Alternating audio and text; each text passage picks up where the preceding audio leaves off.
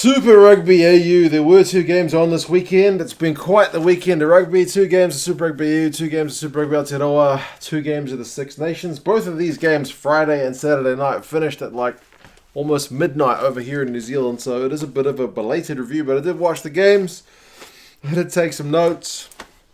And pretty interesting results. Quite different in terms of the outcomes. But yeah, I'll go over both of them and you guys can let me know your thoughts on the two of them. And we'll see how we go. The first one, close, 23-21, the Reds over the Rebels. No tries in the first half. The Rebels, no tries in the game, but man, did they lead most of this game. They will be absolutely gutted. They couldn't win this one with a last-minute kick. So it didn't have as many tries as this game, but ultimately, in terms of squeaky bum time, edge of your seat stuff, this was the game to be watching. 2 tries, only 1 try scorer, a red card, like 10 penalties. Yeah, man, it was a pretty crazy game. The Rebels were absolutely keeping the scoreboard ticking over, and that battle between Matt Samoa and James O'Connor for the number 10 jersey is going to be an interesting one going forward. It was really hot. You could tell in Queensland the guys were absolutely drenched in sweat. The jerseys were like sticking to them. They seemed heavy with the sweat these guys were pouring out. They reckon it was like mid-30s, I think, before kickoff. So it didn't help the play early on, to be fair. The knock-on count is potentially the highest I have ever seen in a game of rugby. But anyway, Rebels start with a penalty on like 1 minute to make it 3-0. Paisami puts in a big hit on Tamua. He's in a mood for big hits in this game. Rebels another penalty, 6-0. They miss another one on 12. Could have made it 9.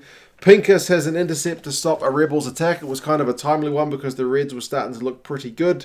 Stewart had a nice offload. I don't talk enough good things about, his first name's Hamish, right? Stewart, the number 12 for the Reds. He's a bit underrated.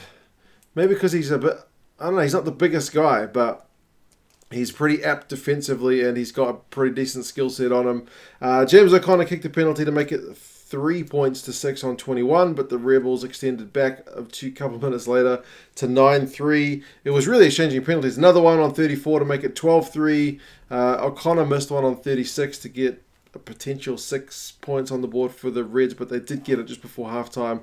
So halftime, it's 12-6. No tries scored. It's all penalties. Some big hits, some big runs. There's Paisame on Tamua, like I mentioned.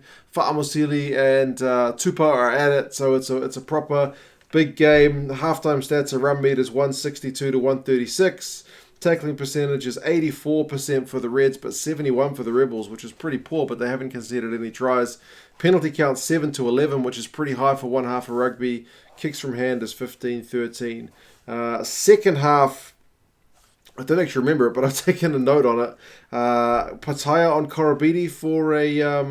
was a Korobidi on Pitaya for a ball in the air, and Pitaya ends up with like an eye injury. I seem to remember him having a bit of blood around his eye. It looked pretty nasty. The Rebels kick a penalty, though, on 44 to make it 15-6. That's really going all their way in terms of the scoreboard ticking over. But finally, first try of the game on 48 minutes through Murphy, the hooker. It's a maul try. The backs are helping them out.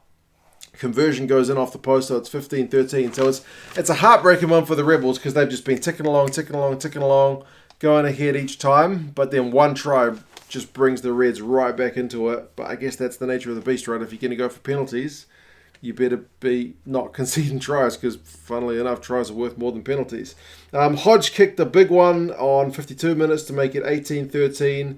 And then there's the red card for Fotuaika on 57. It's a pretty bad one. It's a clear out on Hardwick. Arm to the head is always going to be red. It's that simple. So he goes off for the next 20 minutes until they can replace him. But the Reds scrum doesn't seem depowered because they managed to win a scrum penalty despite being a man down. 67 minutes, the Reds kick a penalty to make it 16-18. Hodge misses a long one on 63, and you look at the missed kicks in this game for the Rebels, pretty costly. There's a few of them. 69 minutes, Tamua kicks a penalty to make it 16-21. Vunivalu on 70 almost pinches a try as Joe Powell is trying to let a ball go dead, but it's not quite going. Vunivalu is chasing it with some mean speed, but They TMO it. Powell just kind of gives it a nudge with his foot to kick it dead. Otherwise, it would have been a try, man. It was proper crazy commitment from Vunivalu on his first game. 72 minutes. It looks like the Reds are going to score a try, but Hodge puts on a big tackle on a charging Murphy, and I think he knocks it on from memory. So he'll be pretty distraught, but then he gets the try on 77 minutes. He makes up for it. Back of a line out, he charges through, and it's 23-21, so the Reds are finally in the lead. Looks like they're going to hold on, but Paisami, right with like a minute left, puts a seatbelt shot in on Lamani. Matt Tamua, who's been kicking pretty well for most of the evening, has a chance to win it, but he pushes the final kick wide. Overall, I would say the Reds looked the more dangerous of the two sides. Obviously, they scored the 2 tries. But man, the Rebels did way better than anybody thought they were going to do. So credit to them. They get a deserved losing bonus point. Possession finish is 61-39. Territory 67-33. So the Reds, if they could have stopped knocking the ball on, would have had probably better numbers. Tackling finish is 87%, 78%. So not the greatest from the Rebels. They have to make 101 tackles to 58 from the Reds. So they were under the pump, despite the fact that the scoreline is that close. Run meters is 420 to 225, so all these numbers are for the Reds. Wait till you see the knock-on count. 6 knock-ons by the Rebels, 17 by the Reds. I don't think I've ever seen 17 knock-ons by one team in a game. That is phenomenally high. Unbelievable. Turnovers conceded, which includes knock-ons, finishes 20-8. That is, I think, again, the biggest I've ever seen, and I've watched and looked at the stats of a lot of games. It's incredible. Pitaya finishes with 49 run meters, 5 defenders beaten. Hardwick gets 10 out of 13 tackles. Yeah, crazy, crazy game. What can you say? It went down right to the wire. Tamua felt pretty gutted to miss that kick, but it happens to the best of them. The second game, as the sun is setting here, was the Brumbies and the Waratahs. What a hiding. This is embarrassing, man, for the Waratahs. Absolutely atrocious. 61 points to 10. I know the Brumbies are the favourites, but man, do you want to go over all the tries? Honestly, the Waratahs kicked the first penalty, so believe it or not, they were in the lead for a short time. The Brumbies were getting scrum penalties. Valtini got a try on 8 minutes. It was the maul being stopped initially, but he just picked and went, and he was over for 7-3. The Brumbies got a try out wide with some numbers for Hansen, his first of 3 to make it 12-3. Nawani Tawase at one point was in touch. He was close. He had made the intercept earlier to shut down the Brumbies play as well, so that was kind of one of the few good moments for the Waratahs. But yeah, the Brumbies managed to save that try, so kind of both sides shut each other down at that point. Lolosio gets a try from the back of a maul, which was a bit random. You don't see many fly halves getting that kind of result, but the backs added that bit of weight. They converted at 19-3. Interestingly, though, the Waratahs at one point threatened maybe to make it game on with Harry Johnson-Holmes' try on like 30 minutes. They had a line-out move from 5 metres out. And on like the second attempt, I think second phase, Harry Johnson-Holmes just powered over. Oh no, there were more than 2 phases, but it was his second attempt at the line anyway, Harry Johnson-Holmes. So that made it 19-10. Maybe that's a potential game on, but nah, not to be, man. Waratahs get a yellow card warning for all their penalties conceded. McInerney gets a try from a big maul. Half-time, it's 26-10, which is not too bad, but that's still a long way to come back. The possession's 50-50 at halftime. Knock-ons is 1-7, with the Waratahs having 7.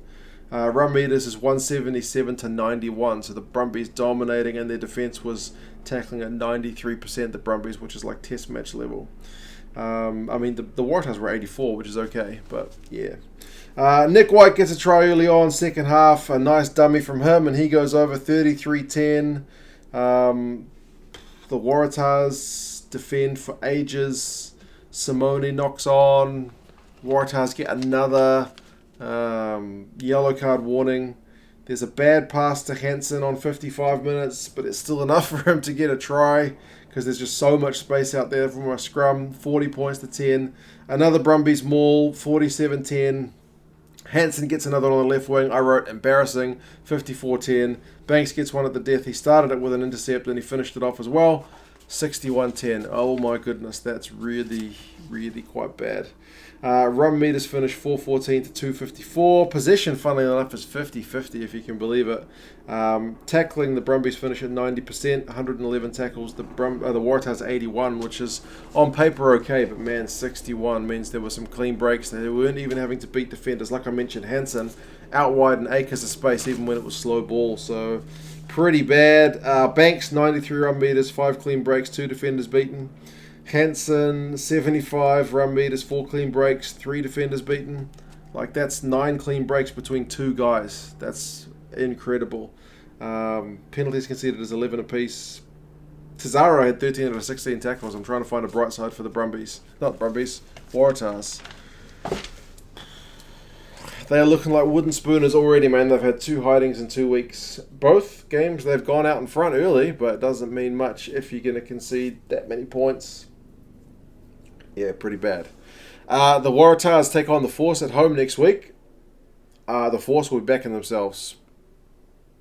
The